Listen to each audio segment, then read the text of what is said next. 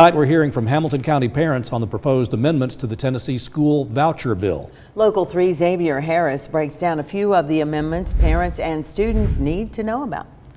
Hey, Cindy, David. Well, in my hand is that 39-page amendment, and in it, the State House has proposed accountability measures, changes to who would be eligible, and so much more. Now, I want you to take a look behind me here. These are just the top 3 that jumped out to me, and the changes to, what they are is changes to student eligibility, TCAP testing requirements. They will no longer be required, and the cost it has to taxpayers. Now, the PTA says these changes have raised concerns.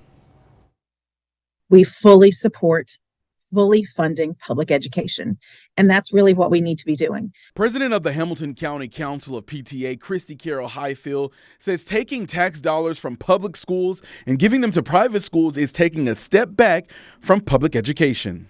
With little to no accountability as far as how students are performing, what qualifications they have for their teachers.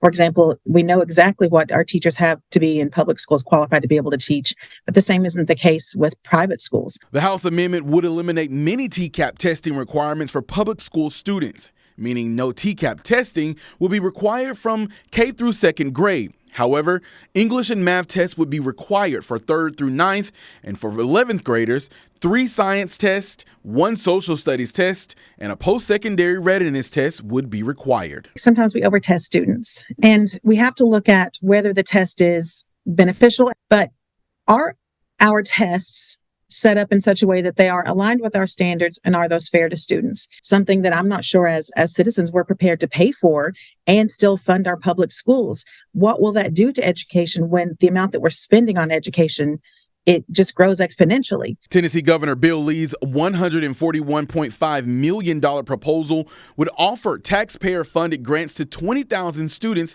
to attend private schools of their choice, which Carol Highfield says could put a strain on taxpayers. What we've seen in other states as they've expanded is we've seen neighborhood schools be forced to close. Now, House leaders expect 6 or 7 weeks before the amendment they propose makes it to the House floor. The amendments must make their way through committees in both the House and Senate before heading to Governor Bill Lee's desk for a signature.